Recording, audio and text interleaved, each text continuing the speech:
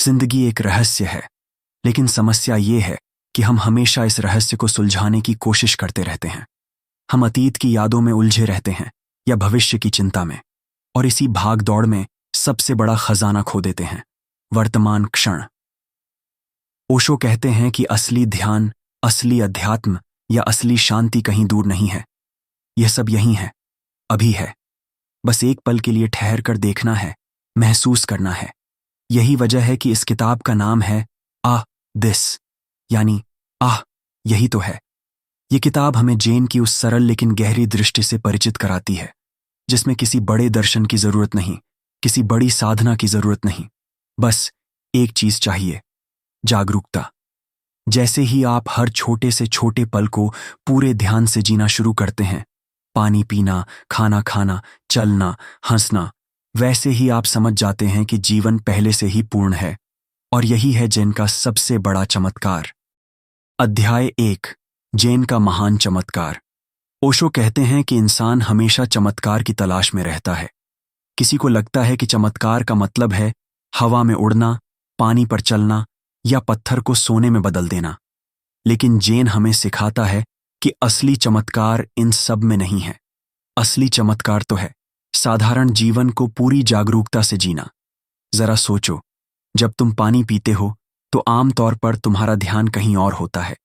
तुम भविष्य की चिंता कर रहे होते हो या किसी पुराने झगड़े को याद कर रहे होते हो। तुम पानी तो पी रहे हो, लेकिन उसका स्वाद, उसकी ठंडक, उसका जीवन देने वाला रस तुम महसूस ही नहीं कर पाते।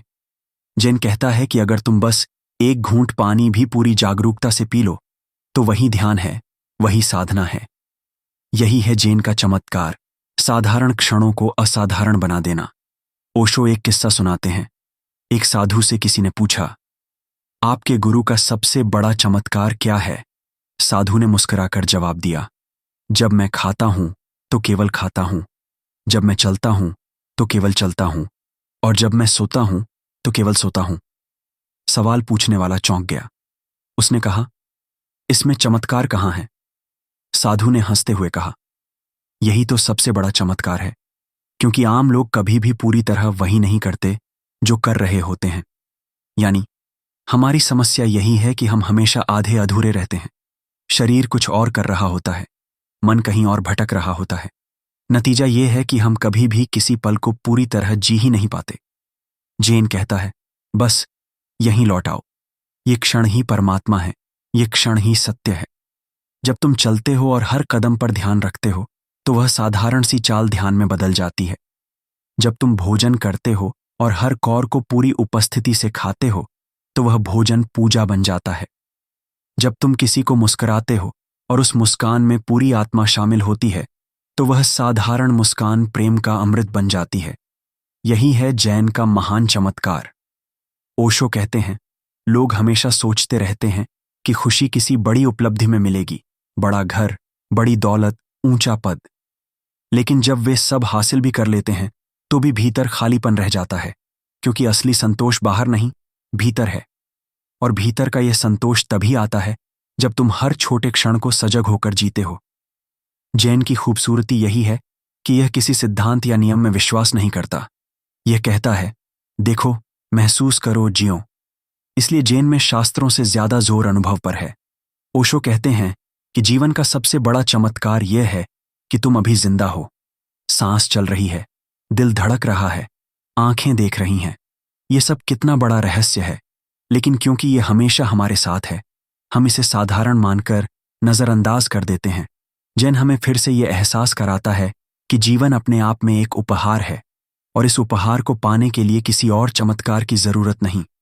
तो असली चमत्कार यही है, यही क्षण है, यही जीवन है। और अब जब हम जैन के इस चमत्कार को समझ लेते हैं, तो अगला प्रश्न अपने आप उठता है, अगर जीवन इतना सुंदर और पूर्ण है, तो फिर इंसान हमेशा बंधन और कैद क्यों महसूस करता है? इसी रहस्य को ओशो अगले अध्याय में खोलते हैं, स्वतंत्रता की राह। अध्याय 2, स्वतंत्रता की राह। पहले अध्याय में हमने देखा कि जैन का असली चमत्कार साधारण क्षण को पूरी जागरूकता से जी लेना है। लेकिन एक सवाल यही से उठता है, अगर जीवन इतना ही सुंदर और सहज है, तो फिर इंसान खुद को बंधन और कैद में क्यों महसूस करता है। ओशो कहते हैं कि इंसान जन्म से ही स्वतंत्र होता है, लेकिन धीरे धीरे समाज, धर्म, परिवार और संस्कृति उसे अदृश्य जंजीरों में बांध देते हैं। बचपन से ही हमें नियम सिखाए जाते हैं, यह सही है, यह गलत है, यह करो, यह मत करो। धीरे धीरे ये आवाजें हमारे भीतर बैठ जाती हैं और हम अपने असली स्वरूप को भूल जाते हैं। हम सोचते हैं कि स्वतंत्रता का मतलब है बाहर की बेड़ियों से छुटकारा, लेकिन असली बंधन तो भीतर है। हम अपने ही विचारों, इच्छाओं और डर के गुलाम बने रहते हैं। ओशो कहते हैं, जब तक तुम अपने मन की आवाजों को पहचान कर उनसे ऊपर नहीं उठते, तब तक कोई भी बाहरी स्वतंत्रता तुम्हें सच्चा सुख नहीं दे सकती। एक बार एक व्यक्ति ने बुद्ध से पूछा, मैं स्वतंत्रता चाहता हूं। बुद्ध ने मुस्कुराकर कहा, किससे स्वतंत्रता? व्यक्ति बोला, दूसरों से। बुद्ध ने उत्तर दिया, सबसे बड़ा बंधन तो तुम्हारे भीतर है। जब तक तुम अपने मन से स्वतंत्र नहीं होते, दूसरों से स्वतंत्रता अधूरी है। यही है जैन का दृष्टिकोण। असली स्वतंत्रता भीतर से शुरू होती है, लेकिन यह राह आसान नहीं है, क्योंकि मन हमेशा बाहर दौड़ना चाहता है। वह दूसरों की राय, दूसरों की मान्यता, दूसरों की सराहना चाहता है। हमारे लिए सबसे बड़ा डर यही होता है कि लोग हमें क्या कहेंगे, और यही डर हमें एक कैद खाने में डाल देता है। जैन कहता है, अगर तुम सच्ची स्वतंत्रता चाहते हो तो सबसे पहले दूसरों की नजरों से खुद को आजाद करो। जब तुम खुद को स्वीकार कर लेते हो वैसे ही जैसे तुम हो, तो तुम्हें एहसास होता है कि कोई भी तुम्हें कैद नहीं कर सकता। ओशो यहां एक गहरी बात कहते हैं, स्वतंत्रता का मतलब यह नहीं कि तुम मनमानी करो या हर इच्छा पूरी करने के पीछे भागो, क्योंकि मन की इच्छाएं कभी खत्म नहीं होती। आज एक इच्छा पूरी होगी, कल दूसरी उठेगी। अगर तुम इच्छाओं के गुलाम हो तो यह भी स्वतंत्रता नहीं है। असली स्वतंत्रता है मन की पकड़ से मुक्त होना। जब तुम अपने भीतर स्थिर हो जाते हो, जब तुम यह समझ लेते हो कि सुख और दुख बाहर की चीजों पर निर्भर नहीं करते, तभी तुम वास्तव में आजाद हो। जैन हमें यह सिखाता है कि स्वतंत्रता कोई लक्ष्य नहीं है जिसे भविष्य में पाना है। यह तो एक जीने का तरीका है। जैसे ही तुम हर क्षण सजग होते हो, वैसे ही तुम्हें महसूस होता है कि तुम हमेशा से मुक्त थे। समस्या सिर्फ इतनी है कि तुमने यह भूल रखा है। तुमने अपने चारों तरफ नकली दीवारें बना ली हैं और अब उन्हीं दीवारों से डरते रहते हो। ओशो कहते हैं, स्वतंत्रता पाने के लिए किसी संघर्ष की जरूरत नहीं, बस यह समझने की जरूरत है कि बंधन झूठे हैं, और जब यह समझ आ जाती है तो सारी कैद अपने आप टूट जाती है। यही है जैन की स्वतंत्रता की राह। और अब सवाल यह उठता है, जब हम अपने बंधनों से मुक्त होने लगते हैं तो मन का असली रूप सामने आता है, और वहीं से शुरू होती है एक और गहरी यात्रा, निर्बोध की स्थिति। ओशो अगले अध्याय में हमें बताते हैं कि विचारों से परे जाना ही ध्यान का असली लक्ष्य है। अध्याय 3, निर्बोध की स्थिति। ओशो कहते हैं कि जब इंसान बाहरी बंधनों से थोड़ा मुक्त होने लगता है, तब उसके सामने एक नई समस्या खड़ी होती है, मन की निरंतर चलती आवाज। दिन रात विचार ऐसे चलते रहते हैं जैसे किसी पुराने रेडियो का शोर हो। कभी भविष्य की चिंता, कभी अतीत की याद, कभी सपनों की कल्पना। यही विचार हमें चैन से जीने नहीं देते। यही कारण है कि इंसान बाहर की स्वतंत्रता पाने के बाद भी भीतर से कैदी बना रहता है। विचारों की जंजीरें सबसे मजबूत होती हैं। जैन कहता है कि असली मुक्ति तभी है जब इंसान नो माइंड यानी निर्बोध की स्थिति को जान ले। इसका अर्थ यह नहीं कि तुम्हारे भीतर मूर्छा आ जाती है या तुम अचेत हो जाते हो, बल्कि इसका अर्थ है विचारों से मुक्त होकर पूरी सजगता में जीना। जब विचार नहीं होते, तब पहली बार तुम जीवन को वैसे देखते हो जैसे वह वास्तव में है। विचार तो हमेशा एक पर्दा डाल देते हैं। वे तुम्हें सच्चाई सीधे देखने नहीं देते। जैसे धुंधली आंखों से देखना सब कुछ टेढ़ा मेढ़ा लगता है, विचार भी धुंध का काम करते हैं। ओशो एक उदाहरण देते हैं। मान लो तुम बगीचे में बैठे हो, फूल खिला है, तुम उसे देख रहे हो, लेकिन तुम्हारा मन कहता है, ये फूल गुलाब है, इसकी खुशबू ऐसी होती है, इसका इतिहास ऐसा है, ये मुझे किसी की याद दिला रहा है। अब तुम फूल को सीधे नहीं देख रहे, तुम फूल को अपने विचारों के पर्दे से देख रहे हो, जन कहता है, विचारों को हटाओ, बस फूल को वैसे ही देखो जैसा वह है, तभी तुम सच में देख पाते हो। यही है निर्बोध की स्थिति। ओशो बताते हैं कि ध्यान का असली उद्देश्य विचारों को जबरदस्ती रोकना नहीं है। विचारों को दबाने से वे और मजबूत लौट आते हैं। ध्यान का अर्थ है विचारों को आते जाते देखना, लेकिन उनमें उलझना नहीं। जैसे बादल आकाश में आते जाते हैं, लेकिन आकाश तो हमेशा खाली ही रहता है। तुम्हारी असली चेतना भी वैसी ही है, साफ और निर्मल। विचार आते जाते हैं, लेकिन वे तुम नहीं हो। जब यह समझ भीतर उतर जाती है तो धीरे धीरे विचार शांत होने लगते हैं। एक क्षण ऐसा आता है जब विचार पूरी तरह रुक जाते हैं और तुम अपने असली स्वरूप से परिचित होते हो। यही है ध्यान का स्वर्ण क्षण। निर्बोध का अर्थ है मौन, और इस मौन में तुम पहली बार जीवन के संगीत को सुनते हो। ये संगीत किसी बाहरी वाद्य का नहीं, बल्कि अस्तित्व का है। तुम्हें लगता है जैसे पूरा ब्रह्मांड एक अदृश्य लय में चल रहा है। ये स्थिति डरावनी भी लग सकती है, क्योंकि मन को हमेशा कुछ सोचने, कुछ पकड़ने की आदत है। जब विचार नहीं होते तो एक शून्यता आ जाती है, लेकिन यही शून्यता तुम्हारी असली स्वतंत्रता है। ओशो कहते हैं, निर्बोध में ही आनंद है, निर्बोध में ही सत्य है, निर्बोध में ही परमात्मा है। और आश्चर्य की बात यह है कि यह स्थिति कोई भविष्य में आने वाली चीज नहीं है। यह अभी इसी क्षण उपलब्ध है। बस तुम्हें सजग होना है। अब सवाल यह है, अगर मन का शोर शांत हो सकता है और निर्बोध की स्थिति संभव है, तो वहां तक पहुंचा कैसे जाए? यही समझाने के लिए ओशो अगले अध्याय में हमें भीतर की यात्रा पर ले चलते हैं। भीतर की ओर मुड़ना। अध्याय 4, भीतर की ओर मुड़ना। पिछले अध्याय में हमने देखा कि निर्बोध की स्थिति में विचारों का शोर थम जाता है और हम अपने असली स्वरूप से मिलते हैं। लेकिन सवाल उठता है, क्या यही पर्याप्त है? ओशो कहते हैं कि केवल शोर को शांत करना शुरुआत है। असली काम तो भीतर की यात्रा में है। इंसान हमेशा बाहर की दुनिया में व्यस्त रहता है। काम, दौलत, रिश्ते, समाज की अपेक्षाएं। हम हर समय सोचते रहते हैं कि सुख और संतोष कहीं बाहर मिलेगा, लेकिन बाहर की चीजें अस्थायी हैं। घर, दौलत, पद, पहचान, ये सब बदलते रहते हैं। अगर तुम इन पर अपना जीवन आधारित कर देते हो तो कभी स्थिर शांति नहीं मिलती। जैन की शिक्षा यही है, भीतर मुड़ो। भीतर मुड़ना मतलब अपने मन, अपने अनुभव और अपने भावों की गहराई में उतरना। यह डरावना नहीं है, बल्कि सबसे खूबसूरत खोज है। जब तुम भीतर जाते हो तो पहले तुम्हें अपने डर, अपने गुस्से, अपने लालच और अपनी कमजोरी का सामना करना पड़ता है। ओशो कहते हैं, डर को देखकर भागना आसान है, गुस्से को दबाना आसान है, लेकिन यदि तुम उसे स्वीकार कर लेते हो बिना खुद को दोषी ठहराए, तो वही असली शक्ति है। भीतर की यात्रा में सबसे पहला कदम है स्वयं को देखना। स्वयं को बिना झूठ, बिना दिखावे, बिना बचाव के देखना।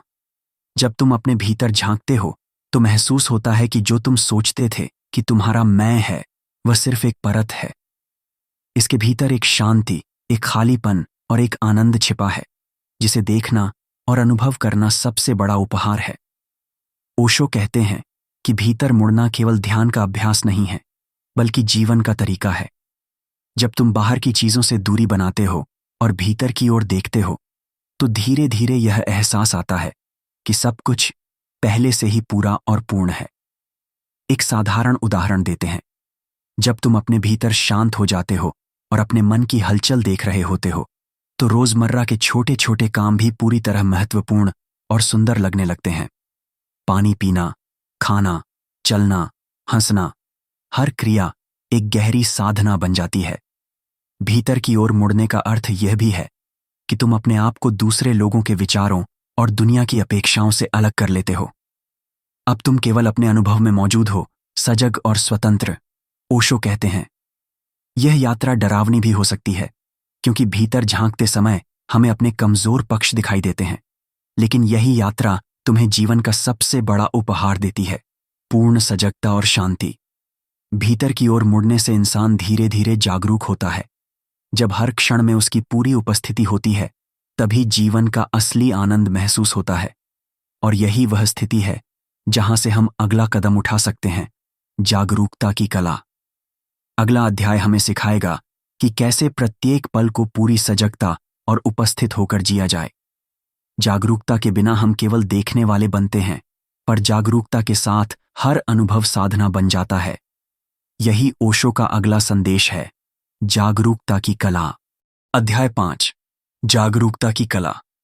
पिछले अध्याय में हमने जाना कि भीतर की ओर मुड़ना हमें अपने असली स्वरूप और मौन से परिचित कराता है। लेकिन सवाल यह उठता है, क्या केवल भीतर देखने भर से जीवन बदल जाता है? ओशो कहते हैं, नहीं, असली परिवर्तन तब होता है जब तुम हर पल सजग और उपस्थित हो। यही है जागरूकता की कला। जागरूक होना मतलब है हर क्षण को पूरी तरह महसूस करना। जब तुम खाते हो तो केवल खाने पर ध्यान देना, जब चलते हो तो केवल कदम उठाने पर, जब हंसते हो तो पूरी ऊर्जा और आनंद के साथ हंसना। ओशो इसे एक उदाहरण से समझाते हैं। उन्होंने कहा कि जैन का साधक वही नहीं जो घंटों ध्यान में बैठता है, बल्कि वही है जो हर काम में पूरी सजगता और उपस्थिति लाता है। जब साधक पानी पीता है, वह केवल पानी पीता है। वह अतीत की चिंता नहीं करता, भविष्य की योजना नहीं बनाता। यही सजगता साधना है। जागरूकता का अर्थ केवल बाहरी क्रियाओं में नहीं है, ये हमारे भीतर की दुनिया को देखने में भी है। हमारे मन में हमेशा विचार चलते रहते हैं, भावनाएं उठती हैं, गुस्सा, डर, लालच, मोह। जब तुम जागरूक होते हो तो तुम इन्हें देखते हो, लेकिन उनसे प्रभावित नहीं होते। जैसे बादल आते जाते हैं, लेकिन आकाश हमेशा खाली और निर्मल रहता है। ओशो कहते हैं कि जागरूकता से जीवन का हर पल एक कला बन जाता है। एक साधारण फूल को देखना, हवा को महसूस करना, पानी पीना, ये सब अनुभव साधना में बदल जाते हैं, और यही साधना तुम्हें वास्तविक आनंद देती है। एक व्यक्ति ने ओशो से पूछा, हमेशा सजग रहना मुश्किल लगता है, मन बार बार भटकता है। ओशो ने मुस्कुराकर जवाब दिया, भटकना स्वाभाविक है, परंतु जब तुम बार बार सजग होकर लौटते हो, यही अभ्यास है, यही जागरूकता है। यानी सजग रहना कोई पूर्ण लक्ष्य नहीं, बल्कि एक सतत प्रक्रिया है। ओशो बताते हैं कि जागरूकता का बड़ा लाभ यह है कि इससे हम अपने अनुभवों पर मालिक बन जाते हैं। अब सुख और दुख बाहर की चीजों पर निर्भर नहीं करते। तुम महसूस करते हो कि जीवन पहले से ही पूर्ण है, और यही वास्तविक स्वतंत्रता है। जागरूकता की कला का दूसरा पहलू है छोटी छोटी चीजों में आनंद खोजना। हम अक्सर बड़े लक्ष्यों की तलाश में रहते हैं, बड़ी दौलत, ऊंची स्थिति, बड़ी यात्रा। लेकिन जागरूक व्यक्ति जानता है कि असली खुशी तो हर छोटे क्षण में है। सूरज की पहली किरण, बारिश की बूंदें, किसी प्रिय की मुस्कान, इनमें मौजूद आनंद को महसूस करना ही सजग जीवन है। ओशो कहते हैं, जागरूकता और सजगता से ही हम अपने भीतर के बंधनों को पहचानते हैं। जैसे जैसे सजगता बढ़ती है, मन की पकड़ कम होती है। लालच, डर और मोह धीरे धीरे पिघलने लगते हैं, और यही हमें अगला कदम उठाने के लिए तैयार करता है, छोड़ देने की मुक्ति। जब हम सजग हो जाते हैं, तभी हम समझ पाते हैं कि पकड़ बनाने से दुख पैदा होता है और छोड़ देने से मुक्ति मिलती है। ओशो अगले अध्याय में हमें यही सिखाने वाले हैं, कैसे छोड़ देने से जीवन हल्का और मुक्त बनता है। अगला अध्याय हमें बताएगा कि कैसे बंधनों, अपेक्षाओं और मोह से मुक्त होकर वास्तविक मुक्ति पाई जा सकती है। छोड़ देने की मुक्ति। अध्याय 6, छोड़ देने की मुक्ति। पिछले अध्याय में हमने जाना कि जागरूकता की कला हमें हर क्षण सजग रहने और अपने अनुभवों पर मालिक बनने की क्षमता देती है। लेकिन सजगता केवल देखने और महसूस करने तक सीमित नहीं है। ओशो कहते हैं, असली मुक्ति तब आती है जब हम छोड़ना सीख जाते हैं। मनुष्य हमेशा पकड़ बनाने की आदत में फंसा रहता है। हम अपने रिश्तों, संपत्ति, पद, पहचान और विचारों को कसकर पकड़ते हैं। हमें लगता है कि यह सब हमारी सुरक्षा और खुशी का आधार है, लेकिन वास्तविकता यह है कि यही पकड़ हमें दुख और तनाव देती है। ओशो कहते हैं कि छोड़ देना मुक्ति का मार्ग है, लेकिन छोड़ना आसान नहीं। हम सोचते हैं कि यदि मैं किसी चीज को छोड़ दूंगा तो मैं खो दूंगा। यही डर हमें बांधता है, लेकिन जैन हमें सिखाता है, जब तुम चीजों को मजबूरी से पकड़ते हो तो दुख पैदा होता है। जब तुम उन्हें सहजता से छोड़ देते हो तो जीवन हल्का और मुक्त बन जाता है। ओशो एक कहानी सुनाते हैं। एक साधु ने एक छोटे बच्चे को देखा जो अपने खिलौनों को लेकर दुखी था। साधु ने पूछा, तुम क्यों दुखी हो? बच्चे ने कहा, मेरे खिलौने मेरे हैं, मैं नहीं चाहता कि कोई उनसे छेड़े। साधु ने मुस्कुराकर कहा, जब तुम इन्हें छोड़ दोगे तब यह खिलौने तुम्हारे साथ असली आनंद देंगे। बच्चे ने पहले यह नहीं समझा, लेकिन धीरे धीरे जब उसने खिलौनों को साझा किया, उसने अनुभव किया कि दुख और चिंता गायब हो गई। और यही है छोड़ देने की मुक्ति। छोड़ देने का अर्थ यह नहीं कि तुम त्याग कर दो या महत्वहीन बनाओ, बल्कि इसका अर्थ है अपने मोह, लालच, डर और अपेक्षाओं को मुक्त कर देना। जब तुम इन्हें बहने देते हो तो मन शांत और हल्का हो जाता है। ओशो कहते हैं कि हमारे मन के लिए यह अभ्यास सबसे बड़ा उपहार है। जब हम छोड़ देते हैं तो जीवन में नई ऊर्जा और सहजता आती है। जो कुछ भी था उसका भार हल्का हो जाता है। और यही वह अवस्था है जहां वास्तविक शांति और आनंद का अनुभव होता है। जागरूकता और छोड़ देने का मिलन हमें यह एहसास कराता है कि हम पहले से ही पूर्ण हैं। हमें कुछ हासिल करने की आवश्यकता नहीं है, हमें केवल अपनी पकड़ और भ्रम को छोड़ना है। ओशो आगे कहते हैं कि यही समझ हमें अगले कदम के लिए तैयार करती है। जब हम जागरूक रहते हैं और छोड़ना सीख जाते हैं, तब हमें एहसास होता है कि हमारा असली स्वरूप पहले से ही बुद्ध है। हमें कोई नया बनने की जरूरत नहीं है, बस यह पहचानना है कि हम पहले से ही वही हैं। अगला अध्याय हमें यह समझाएगा कि हम पहले से ही बुद्ध हैं और हमारी असली प्रकृति में शांति और पूर्णता मौजूद है। पहले से ही बुद्ध। अध्याय 7, पहले से ही बुद्ध। पिछले अध्याय में हमने जाना कि जागरूकता और छोड़ देने की कला से जीवन हल्का, मुक्त और आनंदमय बन जाता है। अब ओशो एक और गहरी सच्चाई की ओर ले जाते हैं। हम पहले से ही बुद्ध हैं। शायद यह सुनकर तुम्हें हैरानी हो रही होगी। क्या सच में हमें कोई साधना या ज्ञान हासिल करने की जरूरत नहीं? ओशो कहते हैं, हाँ, क्योंकि बुद्धत्व कोई भविष्य का लक्ष्य नहीं है, यह हमारी असली स्वाभाविक अवस्था है। हमारे भीतर हमेशा से शांति, ज्ञान और पूर्णता मौजूद रही है। केवल हमारी उलझन, डर और मोह हमें यह देखने नहीं देते।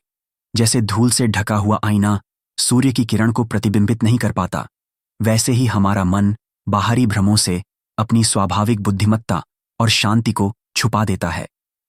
ओशो कहते हैं कि साधना, ध्यान, जागरूकता और छोड़ देने की प्रक्रिया सिर्फ धूल हटाने का काम करती है। जब हम ध्यान से जीवन जीते हैं और अपने मोह माया को छोड़ते हैं, तो यह ढंका हुआ आईना साफ होता है और हमें पता चलता है कि हम पहले से ही पूर्ण और बुद्धिमान थे। बुद्ध होने का मतलब यह नहीं कि हम परिपूर्ण हैं या दुनिया के हर सवाल का जवाब जानते हैं। इसका मतलब है कि हम अपने असली स्वरूप को पहचानते हैं। हम समझते हैं कि सुख दुख, सफलता असफलता केवल घटनाएं हैं, वे हमारी सच्ची पहचान को प्रभावित नहीं करती। ओशो एक उदाहरण देते हैं। समुद्र की गहराई में गोता लगाने वाला व्यक्ति सतह की हलचल को देखकर परेशान नहीं होता। वह जानता है कि सतह के ऊपर की लहरें केवल अस्थायी हैं, गहराई में स्थिरता और शांति हमेशा मौजूद है। हमारा असली स्वरूप भी वैसा ही है। सतह पर चल रही घटनाएं हमें प्रभावित कर सकती हैं, लेकिन हमारी गहराई में बुद्धत्व और शांति हमेशा है। इस समझ के साथ ही जीवन का सबसे बड़ा रहस्य खुलता है। हम हमेशा से पूर्ण रहे हैं। हमें कोई नया बनने की जरूरत नहीं, केवल यह पहचानना है कि जो हम हैं वही पहले से ही बुद्ध है।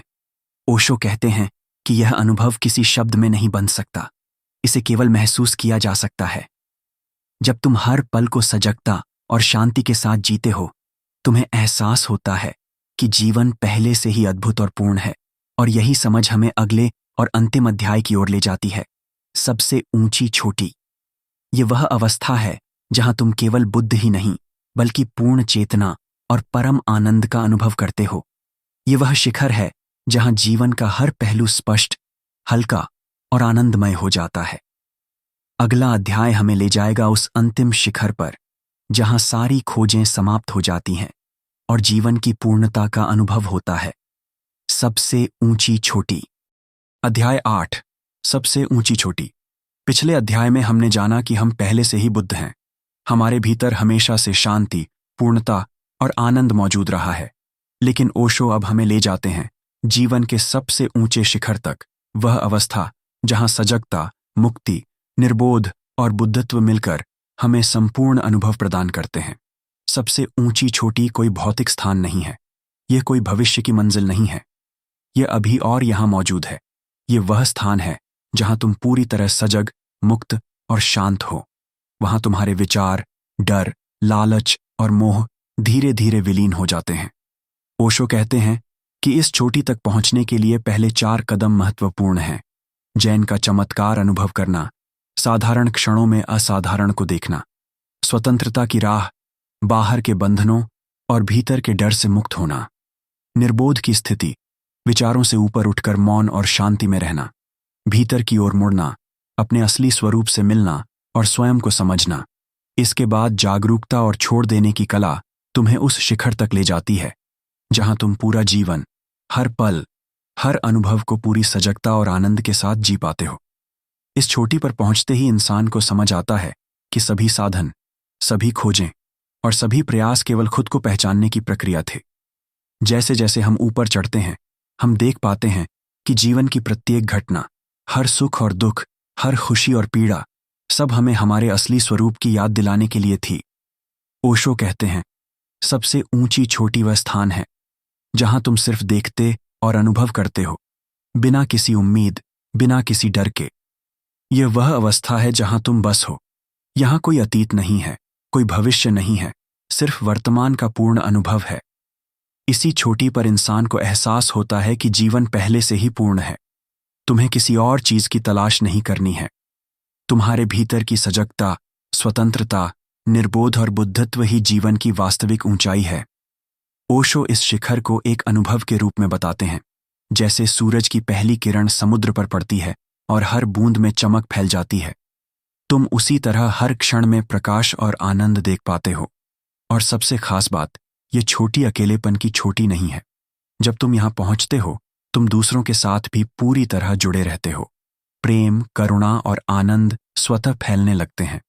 ओशो कहते हैं, इस चोटी तक पहुंचने के लिए कोई विशेष योग्यता या शिक्षा की जरूरत नहीं, बस सजगता, समझ और छोड़ देने की कला की आवश्यकता है। यही तुम्हें जीवन की पूर्णता और शांति का अनुभव कराती है। तो यह है अंततः सबसे ऊंची चोटी, जहां तुम्हें एहसास होता है कि जीवन पहले से ही अद्भुत, पूर्ण और सुंदर है। तुम्हें कहीं और जाने की जरूरत नहीं, कुछ और पाने की तलाश नहीं। तुम्हारे भीतर ही सारी खोजें समाप्त हो चुकी हैं। अंत में ओशो की यह किताब हमें यही सिखाती है। जीवन का चमत्कार, स्वतंत्रता, निर्बोध, भीतर की यात्रा, जागरूकता और छोड़ देने की कला, ये सभी हमें उस शिखर तक ले जाते हैं जहां हम पहले से ही बुद्ध हैं। सच्चा आनंद, शांति और मुक्ति हमेशा हमारे भीतर मौजूद थी। बस हमें इसे महसूस करने और जीने की आवश्यकता थी। अब समझो और जियो। तुम पहले से ही पूर्ण हो, तुम पहले से ही बुद्ध हो और जीवन पहले से ही अद्भुत है। अगर आपको ये ऑडियो बुक सारांश पसंद आया हो तो चैनल को सब्सक्राइब करना न भूलें। इससे आपको ओशो और जीवन के रहस्यों पर और भी गहरी वीडियोस और सारांश सीधे मिलते रहेंगे। सब्सक्राइब करें और अपने दोस्तों के साथ भी शेयर करें ताकि हर कोई इन अनमोल सीखों से लाभ उठा सके।